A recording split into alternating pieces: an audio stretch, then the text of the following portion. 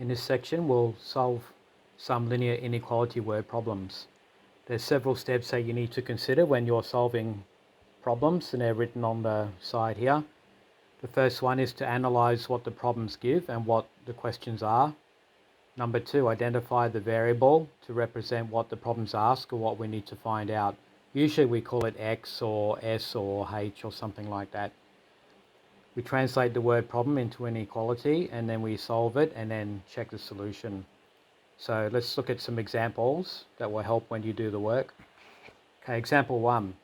You must score at least 80% to achieve a GPA of 4. And in this case, I'm letting X be the score. You could call it S or whichever you like.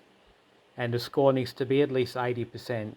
So we could say X must be greater than or equal to 80%, or just X greater than or equal to 80.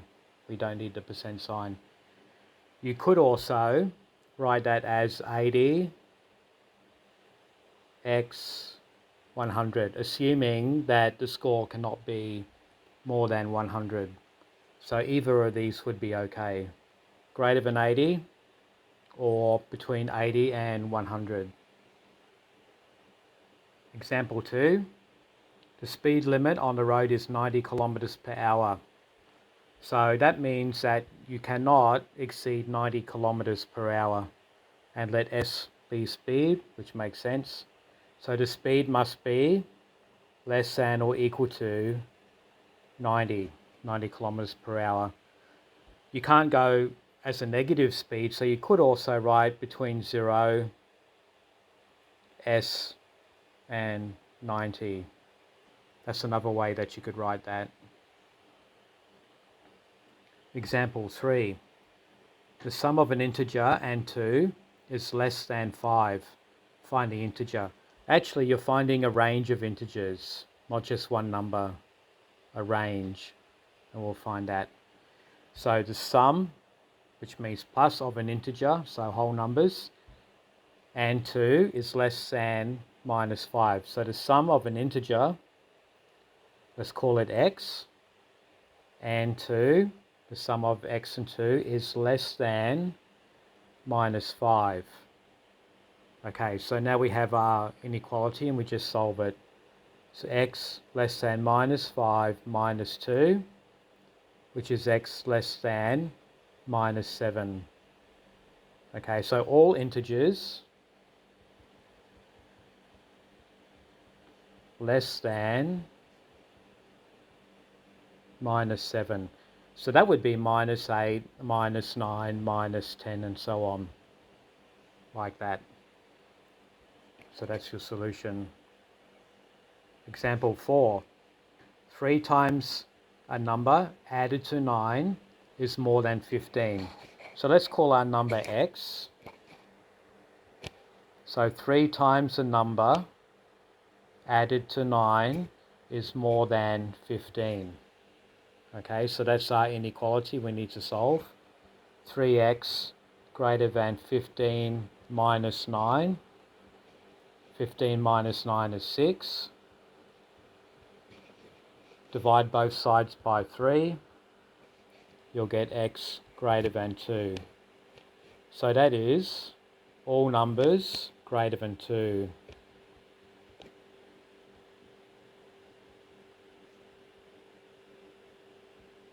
Like that.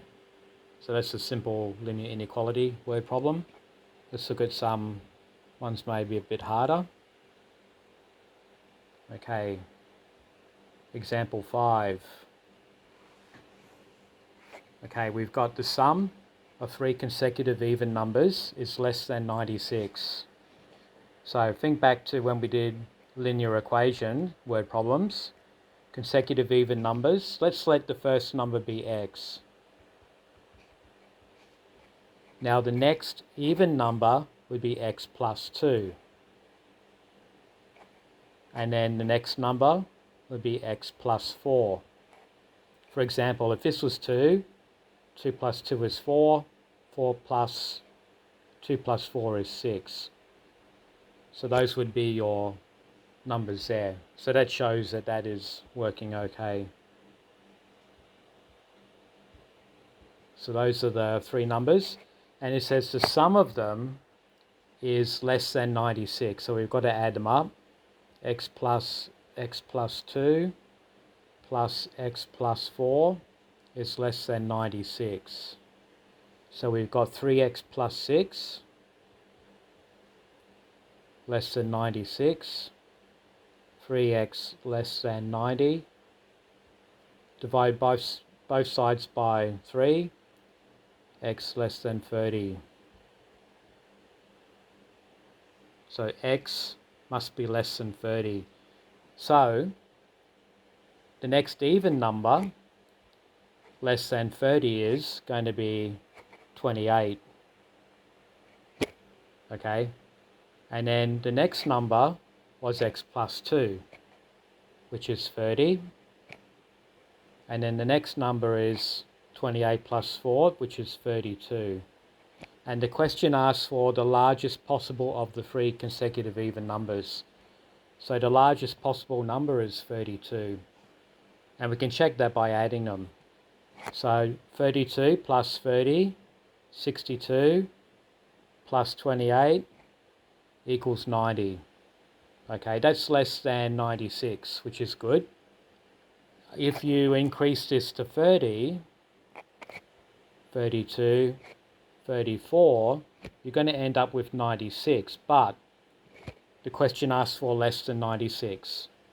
So your answer then would be 32. That's the correct answer. 32 is the largest possible number. Okay, example 6. Okay, in a chemical reaction, the mass of a product grows at a rate of 11 grams per hour. The current mass of the product is 46. When will the mass of the product first exceed 100? One possible way, well, there's two ways to think about it. I like to think about a graph.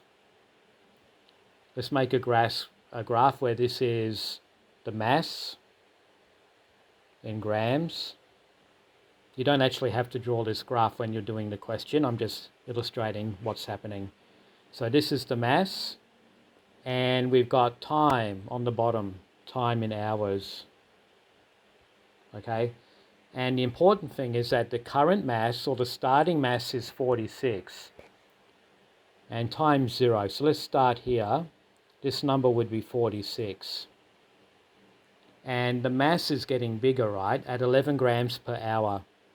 So after 1 gram, after 1 hour, it's going to go up 11 grams.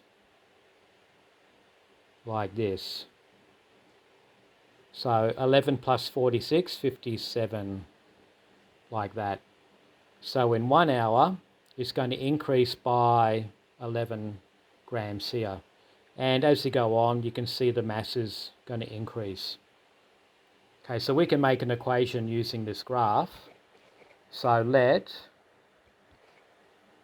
time equal x. Okay, and we're starting with 46 grams already. And we want to know when the mass will first exceed 101 grams. So let's start with 46 grams. Then as we can see, we're going to be adding every hour. We're going to be increasing by 11 grams. So if you have 11x, this will give you how many grams after x hours. So after 1 hour, there will be 57 grams and so on. And when will it first exceed 101? Like that.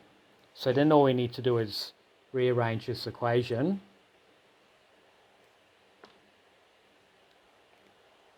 So we've got 11x greater than 101 minus 46. 11x is greater than 55. Divide both sides by 11. You'll get x greater than 5. So when x is greater than 5, we'll first exceed 101 grams. So that's 5 hours. So after 5 hours, the mass will exceed 101 grams, like that. So after 5 hours. Let's look at another one. Similar question. Okay, water at 24 degrees is poured into a boiler. A boiler is a heater. The temperature of the water in the boiler increases by 7 Celsius per minute, 7 degrees Celsius per minute. Find the time range at which the temperature of the water in the boiler is greater than 52 but less than 73. So this looks like a compound inequality. So the initial temperature, or the starting temperature, is 24. And then it's increasing at 7 degrees per minute. So this is the rate. And let's call that x equals minutes. So x minutes. So the rate is 7 degrees per minute. So the temperature after x minutes would be 24 plus 7x. This is your rate part, and this is your starting temperature. Okay, we want to know when is that temperature greater than 52, so put your 52 on this side, and less than 73 there. Okay, that's a compound inequality. So then we just solve it like a compound. So the first thing to do, minus your 24 both sides. You'll get 28 less than 7x less than 49. And at this point we divide by 7 everywhere. 7, 7, 7. 4 less than x less than 7.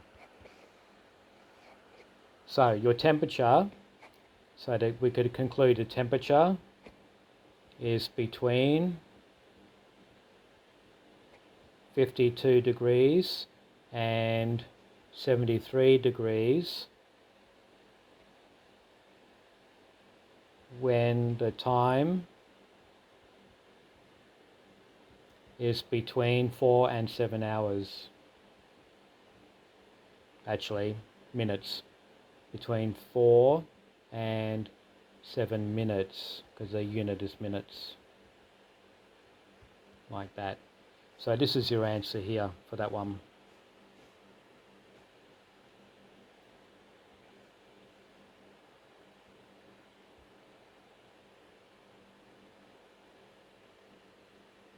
Here's another example. Chelsea has $45 to spend at an amusement park. She spends $20 on admission and $15 on snacks. So how much has she spent overall so far? She's already spent $35. Okay, she wants to play a game that costs 65 cents per game. What is the maximum number of times she can play the game? So, and she's only got $45. So your starting amount she's already spent is $35. And she wants to spend 65 cents per game. So the number of games equals X. Okay. And 35 plus 0.65 X. That's a rate. What is the maximum number of times she can play the game? So she's only got $45. So this must be less than or equal to 45. Okay. So 0.65x less than or equal to 10. Okay, 45 minus 35, 10. So then we divide both sides by 0.65. Cancel. X must be less than or equal to 10 divided by 0.65. Let me get a calculator. Let's see what that is. So we've got 10 divided by 0.65. So that's 15.38. So you can't have a decimal of a game. That means the most number of games she can play is 15. Okay, less than 15.38. You need to use an integer for this question. Okay, so that's the maximum number of games she can play. Okay, you should write out these solutions for each question from the video, and then you try the ones on the sheet. Okay, good luck.